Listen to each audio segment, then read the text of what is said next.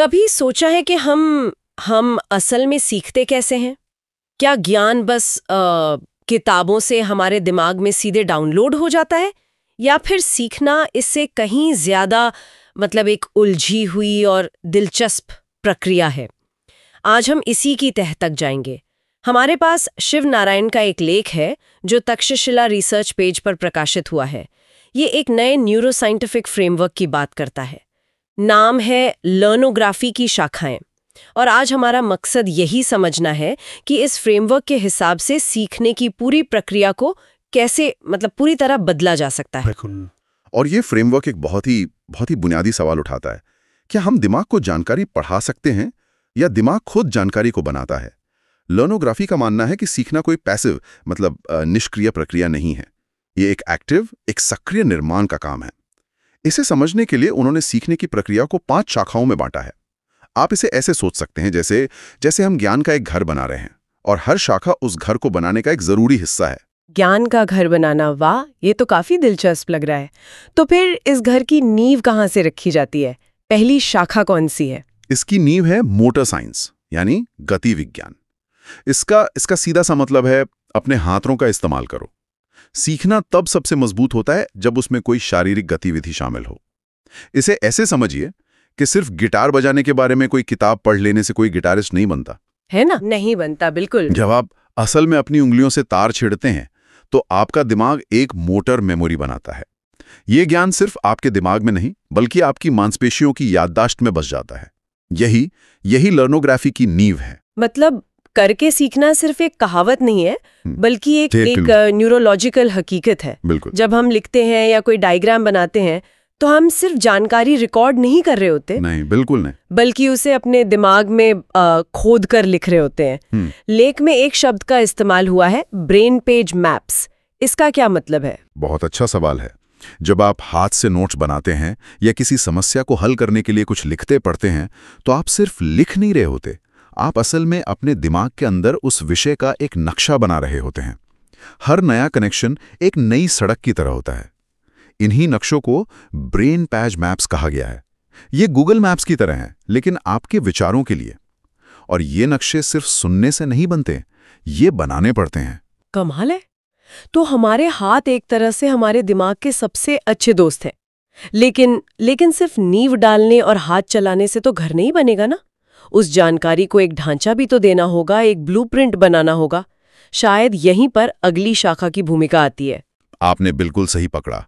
घर की नींव यानी मोटर साइंस के बाद आता है उसका ढांचा, उसका ब्लूप्रिंट, जिसे हम कॉग्निटिव साइंस या संज्ञानात्मक विज्ञान कहते हैं।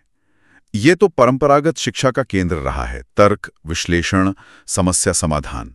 लेकिन लर्नोग्राफी में ये अकेला काम नहीं करता, ये मोटर गतिविधि के साथ मिलकर काम करता है।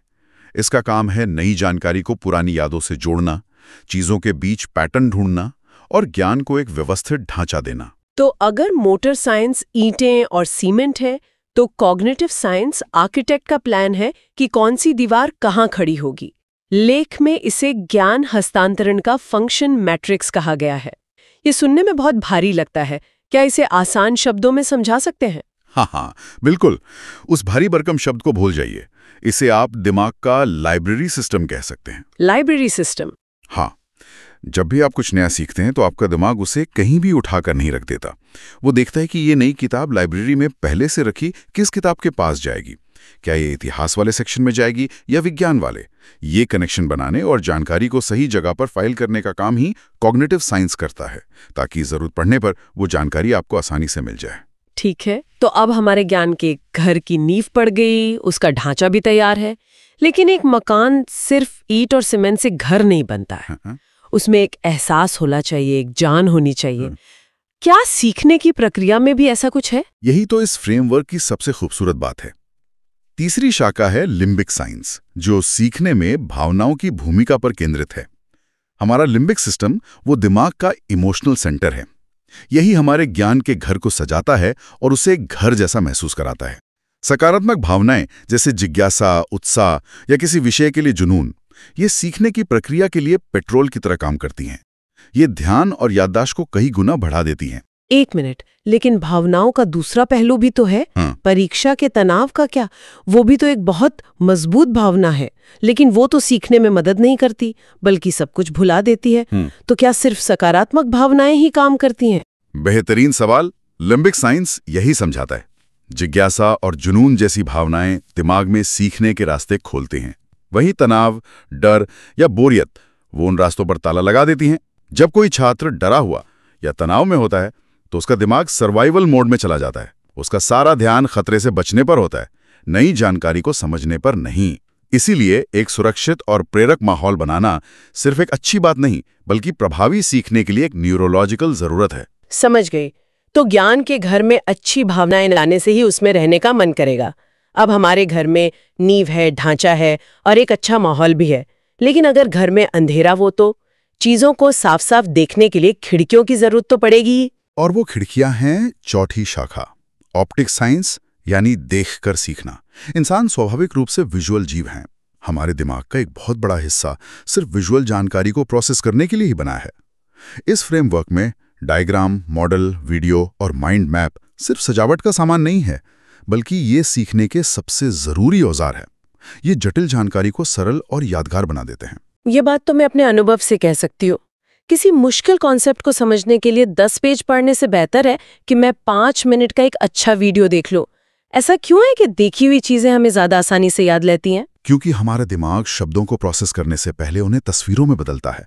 जब आप सीधे तस्वीरें या डायग्राम देखते हैं तो आप दिमाग का एक स्टेप बचा लेते हैं। ये सीधे दिमाग के विजुअल स्पेशल स्केचपैड को सक्रिय करते हैं। ये एक तरह का मेंटल व्हाइट बोर्ड है। अच्छा। इस व्हाइट बोर्ड पर आप जानकारी को व्यवस्थित कर सकते हैं, कनेक्शंस बना सकते हैं और उसे आसानी से याद रख सकते हैं। इसीलिए तो कहते हैं एक अच्छी तस्वीर 1000 शब्दों के बराबर होती है। ठीक है, तो अब हमारे ज्ञान के घर में रोशनी भी आ गई। नींव, ढांचा, माहौल, खिड़कियां सब तैयार है। अब क्या बचा? यहाँ पे 5वीं और सबसे रहस्यमयी शाखा आती है, जायड साइंस। लेख में इसे अचेतन शिक्षा और डार्क नॉलेज से जोड़ा गया है। ये डार्क नॉलेज क्या चीज है? सुनने में तो किसी साइंस फिक्शन फिल्म जैसा लगता है। है भी कुछ वैसा ही।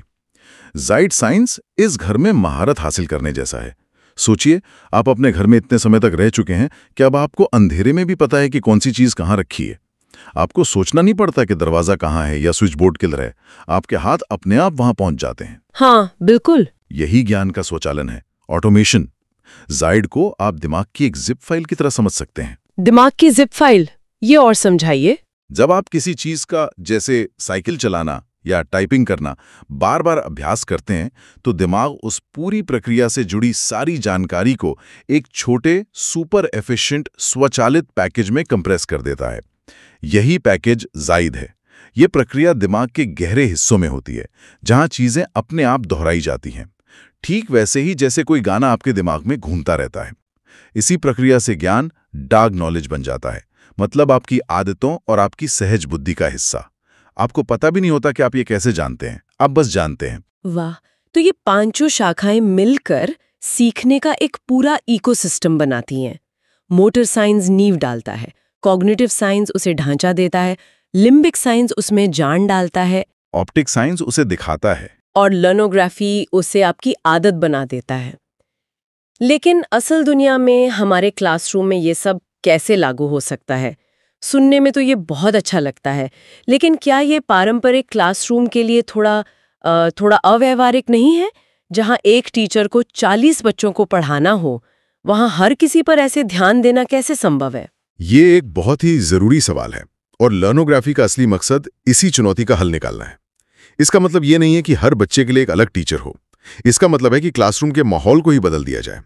लेख में छोटे शिक्षक और क्लासरूम को संज्ञानात्मक मोटर कार्यक्षेत्र बनाने की बात कही गई है। संज्ञानात्मक मोटर कार्यक्षेत्र मतलब एक ऐसी क्लासरूम जहां बच्चे सिर्फ चुपचाप बैठकर सुने नहीं, बल्कि अपने हाथों से चीजें बनाएं, मॉडल तैयार करें, ग्रुप में समस्याएं सुलझाएं। बिल्कुल।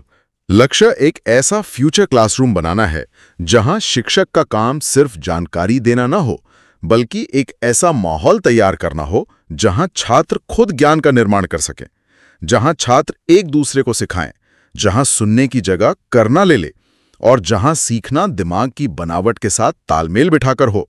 ये शिक्षक केंद्रित मॉडल से शिक्षार्थी केंद्रित और मस्तिष्क केंद्रित मॉडल की ओर एक बहुत बड़ा बदलाव है। तो आज की इस गहरी पड़ताल का निचोड़ यह है कि लर्नोग्राफी हमें सीखने की प्रक्रिया को एक नए चश्मे से देखने का मौका देती है। ये हमें याद दिलाता है कि सीखना कोई दिमागी कसरत मात्र नहीं है जिसे हम गर्दन के ऊपर करते हैं। सही कहा। ये एक पूरी शारीरिक, भावनात्मक और संज्ञानात्मक प्रक्रिया है। इसमें हमारे हाथ, हमारी भावनाएं, हमारी आंखें और यहां तक कि हमारा अचेतन मन भी पूरी तरह शामिल है। जब ज्ञान का घर बनाने के लिए ये सभी प्रणालियां एक साथ मिलकर काम करती हैं, तभी सीखना सच्चा, गहरा और स्थायी होता है। और अंत में हमारे सुनने वालों के लिए सोचने के लिए एक विचार। अगर सीखना वाकई हमारे अपने दिमाग के भीतर निर्माण की एक सक्रिय प्रक्रिया है, तो उन जगहों के बारे में सोचिए जहां हम सीखने की कोशिश करते हैं, हमारे स्कूल, कॉलेज या दफ्तर। क्या वे ज्ञान के घर बनाने के लिए सक्रिय कार्यशालाएं हैं या सिर्फ जानकारी को निष्क्रिय रूप से सुनने के लिए डिजाइन किए गए हॉल?